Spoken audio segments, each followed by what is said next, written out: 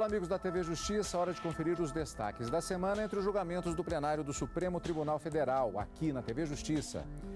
É a última edição de 2016 do Plenárias, que está começando agora.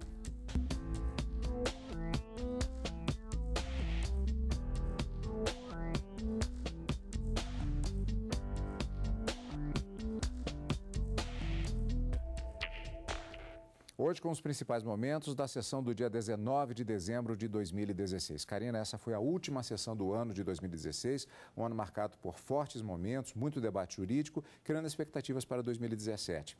No caso, para esta última sessão, normalmente as expectativas dos julgamentos que aconteceram e também com relação ao discurso da presidente, no caso do Supremo Tribunal Federal, que nós vamos ver ainda nesta edição do Plenárias, os principais momentos a respeito desse discurso em que se faz um balanço a respeito dos números do Supremo Tribunal Federal durante o ano.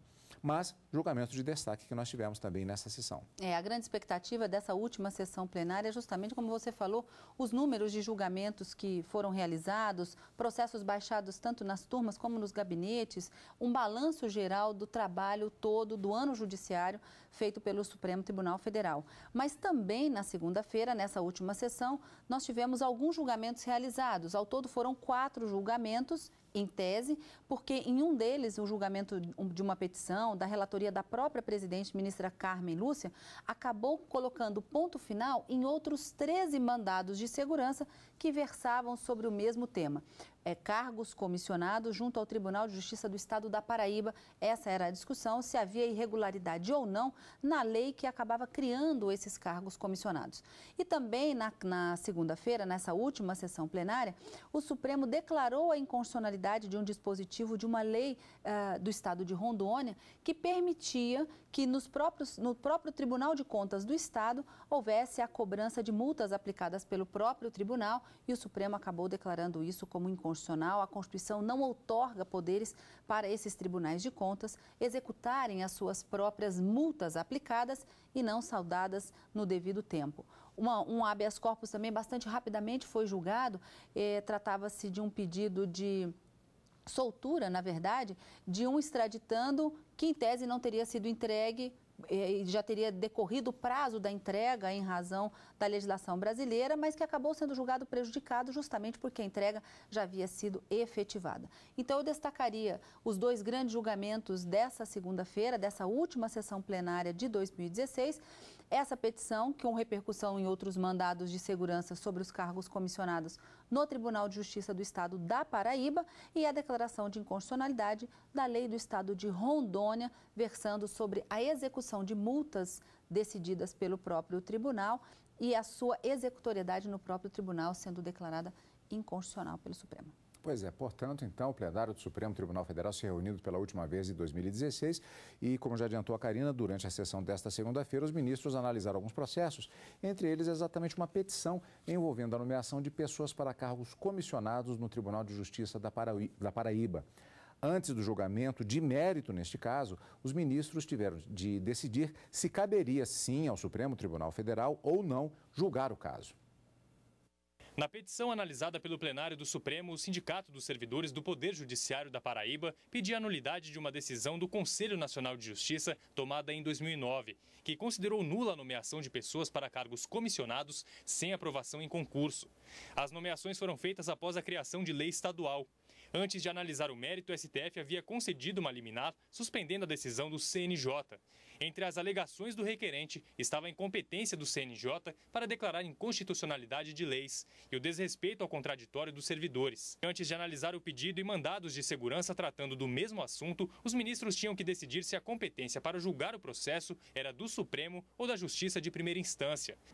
Outra questão a ser considerada decorre de provocar a presente ação de natureza coletiva, discussão sobre a competência do próprio Conselho Nacional de Justiça ao adotar como fundamento de inconstitucionalidade decisão administrativa.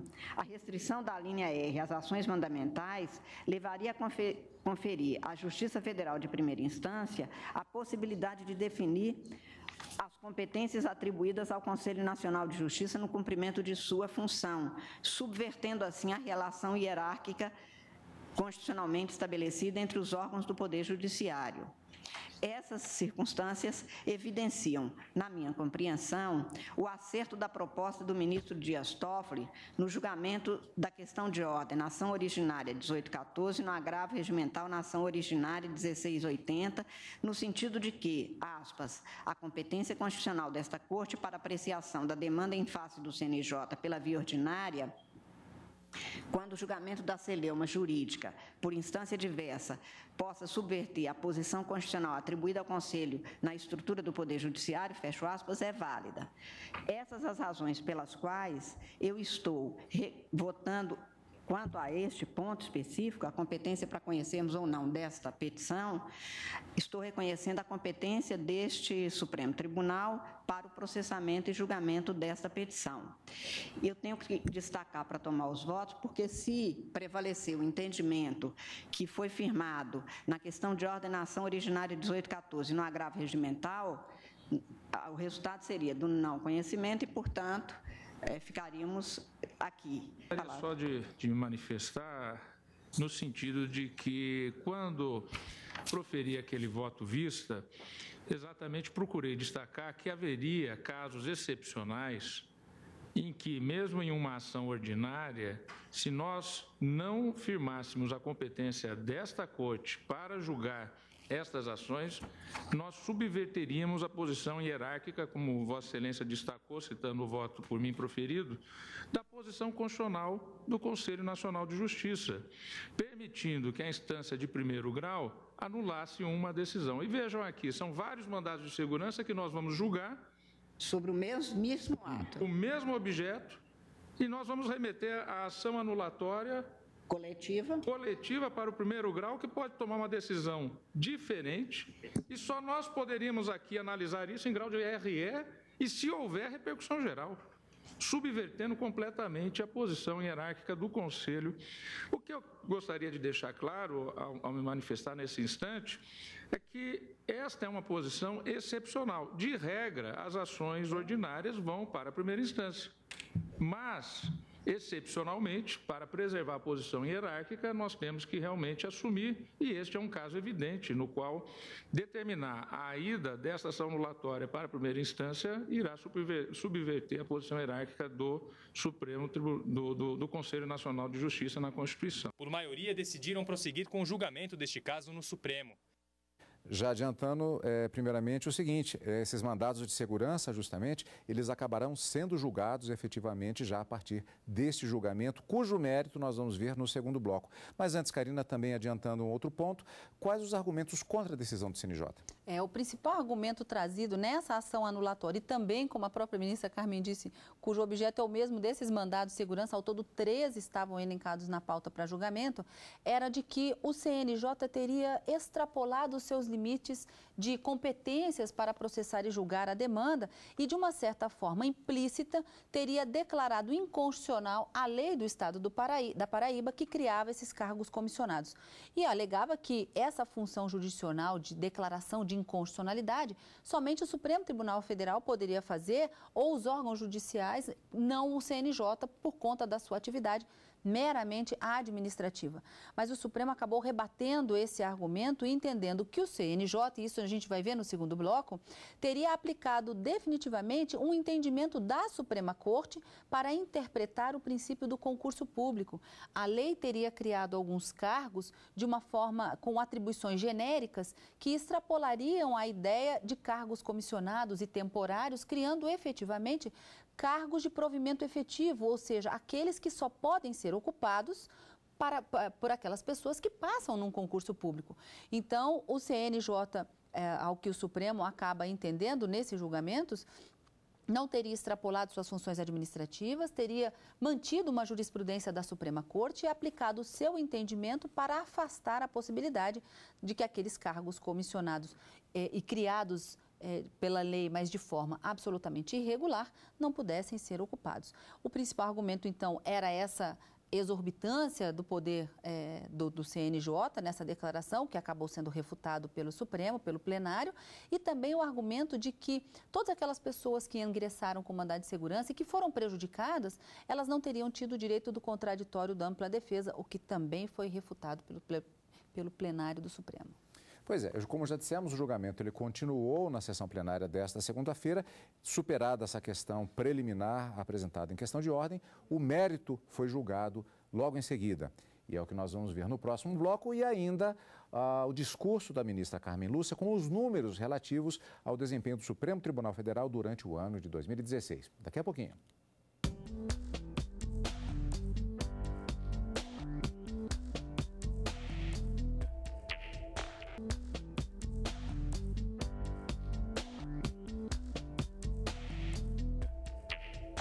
Plenárias está de volta com a sessão de encerramento dos trabalhos do Supremo Tribunal Federal em 2016. No primeiro bloco, vimos que o plenário do Supremo Tribunal Federal teve de decidir se a ação anulatória envolvendo a nomeação de pessoas para cargos comissionados no Tribunal de Justiça da Paraíba era de competência do Supremo Tribunal Federal para julgar ou não. Superada a questão, o julgamento do mérito da questão.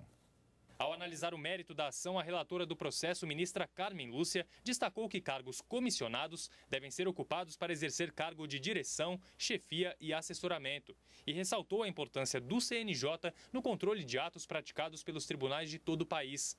Ela julgou o pedido do Sindicato dos Servidores improcedente e negou provimento aos mandados de segurança. Concluo ter atuado o órgão de controle administrativo, financeiro e disciplinar da magistratura aos limites de sua competência, afastando a validade de atos administrativos e, para tanto, adotando como fundamento a invalidade da lei estadual, que ele reputou contrária ao princípio constitucional de ingresso no serviço público por concurso público, pela ausência dos requisitos caracterizadores para a criação de cargos comissionados. Não houve declaração de inconstitucionalidade da qual resultasse anulação ou revogação da lei discutida, mas a exclusão de sua eficácia sobre os atos controlados pelo Conselho Nacional. O que se teve foi apenas, por parte do Conselho Nacional de Justiça, o enfrentamento das nomeações feitas com base nela. No caso, em pauta, além dos indícios apontados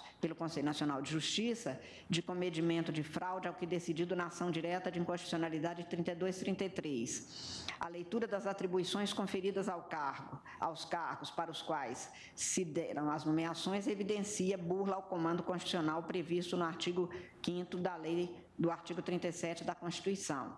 O dispositivo não explicita as atividades a serem desenvolvidas pelos nomeados para o cargo em comissão de assistente de administração, limitando-se a atribuir o desempenho de, aspas, atividades administrativas genéricas, expressão de conceito jurídico indeterminado que legitimou a conclusão do Conselho Nacional de Justiça no sentido de que os comissionados não passariam de, aspas, assistentes para múltiplas funções comandadas para execução de operações materiais burocráticas. E nem se alegue que o exercício dessas atividades em caráter de confiança ou na prestação de assistência a setores específicos poderia atrair o figurino constitucional delineado no inciso 5 do artigo 37 da Constituição Brasileira, porque essas circunstâncias não têm como consequência alterar o fato de a lei não apresentar as atividades descritas, as funções de comando inerente aos cargos, não haver referência à direção e chefia, nem prestação de assessoria técnica diretamente relacionada ao exercício dos membros do poder nomeante. Tampouco se extrai da lei paraibana, vínculo de confiança a explicitar o regime de livre nomeação e exoneração característica dos cargos comissionados. Estou citando, em apoio a esta tese, o que já foi examinado por este plenário, por exemplo, na ação direta de inconstitucionalidade 1141, relatado pela ministra Ellen Grace, medida cautelar na ação direta de inconstitucionalidade 2427, relatada pelo ministro Nelson Jobim, e dentre outras. E, por isso, eu considero válida a atuação do Conselho Nacional de Justiça e voto no sentido de julgar improcedente a presente ação anulatória do ato do Conselho Nacional de Justiça, consubstanciado na decisão do procedimento de controle administrativo número tal. como voto. O voto da ministra Carmen Lúcia foi acompanhado por todos os ministros. Senhora Presidente, acompanho integralmente a conclusão de Vossa Excelência. O exame que fiz me conduziu a esse mesmo destino. A lei estadual nova, ou teor repaginado, usurpa a regra do concurso público, portanto, não tenho dúvida alguma que há uma bula na criação desses cargos em comissão para destinatários que em comissão, a rigor, não são. E, além disso, me parece que o voto de Vossa Excelência bem delimita a atribuição e o exercício que fez dessa atribuição o Conselho Nacional de Justiça. Trata-se, na verdade, de aplicar o que este tribunal já declarou inconstitucional, portanto, aplicar uma nulidade constitucional que esse tribunal já reconheceu em diversos precedentes. Estou me ancorando, por exemplo, também mencionado por Vossa Excelência, na ação direta de constitucionalidade 3233, relator o ministro Joaquim Barbosa. Portanto, senhor presidente, estou acompanhando integralmente Vossa Excelência e creio que isso levará, se esta tese for predominante, à denegação da ordem de todos os mandados de segurança, no que também, como consequência, já... Estão apensados. E que estão apensados. É assim que voto, manifestando minha total concordância. Ministro Roberto Barroso. Presidente, também eu. Havia aqui 3 questões centrais: saber se o Conselho Nacional de Justiça pode reconhecer a inconstitucionalidade. A segunda, saber se de fato a norma era inconstitucional. E terceiro, saber se houve violação do contraditório. Eu acompanho a Vossa Excelência e entendo que quem quer que tenha que aplicar lei, sem ser um órgão subalterno, deve interpretar a Constituição e, se entender que a lei é incompatível com a Constituição, tem que ter o poder de não aplicá-la, sob pena de estar violando a Constituição. No que acompanho, Vossa Excelência até fez a distinção entre não aplicar lei inconstitucional ou declará-la inconstitucional. Concordo com esse ponto, tenho defendido isso na turma, embora a matéria não seja pacífica. Concordo também que é inconstitucional esse artigo 5º e que, na verdade, procurou contornar a decisão anterior do próprio Supremo. E acho que aqui é uma hipótese excepcional em que não se impõe o contraditório. Portanto, estou acompanhando integralmente o voto de Vossa Excelência. Agradeço a Vossa Excelência, ministro Teori Zavascki. Presidente, a questão da legitimidade de uma autoridade administrativa deixar de aplicar uma lei por considerá-la inconstitucional é uma questão delicadíssima, nós sabemos disso. Mas, nesse caso específico, e especialmente em se tratando do CNJ, eu penso que o voto de Vossa Excelência equacionou adequadamente a matéria. Eu estou acompanhando Vossa Excelência na ação ordinária e nos mandados de segurança. Denegados. Ministra Rosa Weber. Cumprimentando Vossa Excelência pelo voto, presidente, eu endosso integralmente os fundamentos que esgrimiu e acompanho, inclusive, denegando a ordem nos mandados de segurança. Pois não. Ministro Dias Toffoli. Bem, eu cumprimento Vossa Excelência pelo voto que esgotou toda a matéria, tanto na questão preliminar como agora na de mérito. Acompanho e subscrevo totalmente, senhora presidente. Denegando já os mandados de segurança. Ministro Ricardo Lewandowski. Também, senhor presidente, eu acompanho integralmente Vossa Excelência. O caso é delicado e, a meu ver, tanto quanto intrincado, mas Vossa Excelência soube distinguir muito bem, a meu ver, até fazendo a gentileza de citar um voto meu acolhido pelo plenário, no sentido de se afirmar que o CNJ não pode incursionar na seara do controle abstrato de inconstitucionalidade. Eu sempre fiz muita questão desta posição, que é do Supremo, insisti muito sempre com o CNJ, mas aqui nós temos uma diferença muito clara, Vossa Excelência assentou muito bem. Aqui o CNJ meramente está aplicando aquilo que a Constituição diz que é de sua competência no artigo 103b, parágrafo 4º, inciso 2º, que é zelar pela observância do artigo 37 da nossa Carta Magna. E o que se vê na decisão contestada do CNJ é que o CNJ não declara inconstitucional a lei sobre a qual ele se debruçou, mas simplesmente ele invoca precedentes do próprio Supremo Tribunal Federal para determinar a exoneração daqueles servidores que foram contratados em desconformidade com aquilo que a lei, que a Constituição estabelece no artigo 37 e que a jurisprudência do Supremo Tribunal Federal tem vergastado. Karina, também houve o julgamento de uma ação direta de inconstitucionalidade de destaque nessa sessão, como você já adiantou, inclusive, no início exatamente. No início do programa, nós havíamos falado que o Supremo declarou a inconstitucionalidade, não da lei toda rondoniense, mas apenas de um dispositivo que permitia que as multas que tivessem sido determinadas ou decididas definitivamente pelo Tribunal de Contas do Estado pudessem ser executadas no próprio tribunal. E isso o Supremo disse que é absolutamente inconstitucional, porque a Constituição não outorga esse tipo de competência a esses tribunais que, de uma certa forma, estão vinculados ao Poder Legislativo e não são órgãos do Poder Judiciário, efetivamente. Um questionamento que era feito também era sobre a criação da advocacia junto ao próprio tribunal, as procuradorias junto aos tribunais de contas do Estado. E o Supremo disse que isso é permitido, é constitucional, mas só não pode executar as multas aplicadas por esse tribunal. Então, com isso, encerrou-se a sessão plenária da segunda-feira com esses dois grandes julgamentos de destaque, confirmando a jurisprudência do Supremo também, tanto no caso das atribuições do CNJ, que simplesmente aplica uma jurisprudência do Supremo em nada se declarando inconstitucional implicitamente, como se alegava naquela ação anulatória, e também a declaração de inconstitucionalidade dessas multas, da executoriedade dessas multas no âmbito do Tribunal de Contas do Estado, reafirmando também a jurisprudência do Supremo. Finalizados os julgamentos na última sessão plenária do ano do Supremo Tribunal Federal, como é tradição, o encerramento da sessão foi marcado pelos discursos das autoridades do plenário, a começar pela ministra-presidente Carmen Lúcia, com um balanço das atividades do ano de 2016. Ao final da sessão, a ministra fez um balanço da atuação do Supremo em 2016. Foram 80 sessões plenárias, 36 ordinárias e 44 extraordinárias. Este ano foram protocolados mais de 90 mil processos no STF. Desse total, quase 57 mil já foram distribuídos aos ministros. 20% não foram distribuídos porque continham alguns vícios. Ao todo, são mais de 61 mil processos para análise. Desse total, 14 mil processos originários e mais de 46 mil recursos. O Supremo publicou 12.819 acórdãos, 13 mil de julgamentos colegiados e 94 mil monocráticos.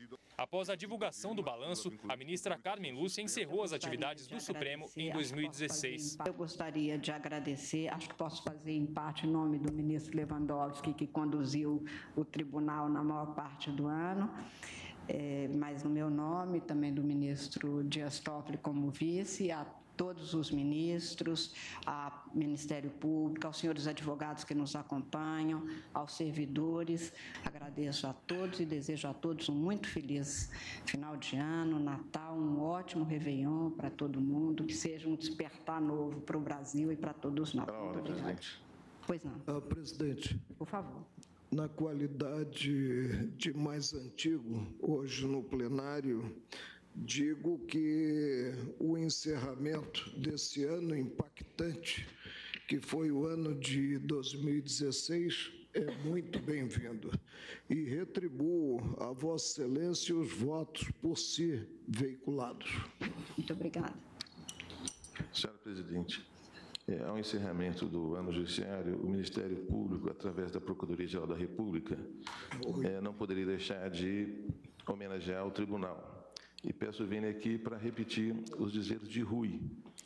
Sendo essa instituição peculiar ao tipo federativo de origem americana, ou segundo a teoria de Marshall, a natureza das constituições rígidas, essa a instituição pela qual o Supremo Tribunal Federal está de vela, na cúpula do Estado, a todo o edifício constitucional, sendo, torno a dizer, essa instituição, a todas as outras sobreeminente neste ponto de vista, a instituição equilibradora por excelência do regime, a que mantém a ordem jurídica nas relações entre a União e os seus membros, entre os direitos individuais e os direitos do poder, entre os poderes constitucionais uns com os outros, sendo esse o papel incomparável dessa instituição, a sua influência estabilizadora e reguladora influi de um modo nem sempre visível, mas constante, profundo, universal na vida inteira do sistema. Nem ela sem ele, nem ele sem ela poderiam subsistir um momento. Desejando a Vossa Excelência, a todos os ministros e aos servidores do Tribunal, um bom Natal e um merecido descanso, o Ministério Público reitera mais uma vez as suas homenagens à Corte. Muito obrigada, Vossa Excelência. Ministra Grace. Obrigada, senhora presidente, senhora ministra, senhores ministros. Também não poderia deixar aqui de parabenizar Vossas Excelências pelo ano de trabalho tão intenso. Essa Suprema Corte, todos nós sabemos, foi chamada a se debruçar e a se posicionar sobre temas da mais alta relevância para toda a nação brasileira. E como não poderia deixar de ser, essa Suprema Corte soube trazer a pacificação que a sociedade sempre almeja e sempre espera. Também desejo aqui, em nome do Presidente da República e em nome de todos os membros da Advocacia Geral da União, um Natal abençoado, que esse período de descanso seja extremamente oportuno para a renovação das forças. Todos nós sabemos tão imprescindível, né, para o enfrentamento dos desafios do ano de 2017 que já se aproxima. Estendo igualmente esses votos de um bom Natal aos membros do Ministério Público, na pessoa do Dr. Bonifácio Andrada, e desejo a Vossas Excelências, então, um Natal feliz e um ano novo também de muita paz e prosperidade. Muito obrigada. Obrigada, Vossa Excelência. As manifestações constarão dos registros deste tribunal. Senhores ministros, está encerrada a presente sessão e, com isso, encerrada as atividades do plenário deste ano de 2016. Muito obrigada a todos. Durante todo o mês de janeiro, teremos a oportunidade de rever os principais julgamentos do plenário do Supremo Tribunal Federal durante o ano de 2016. Para você, um Feliz Natal e um Feliz Ano Novo. E, claro, para você também, Karina. Para todos nós, Cadu. Obrigado pela sua companhia, como sempre. E continue conosco na TV Justiça.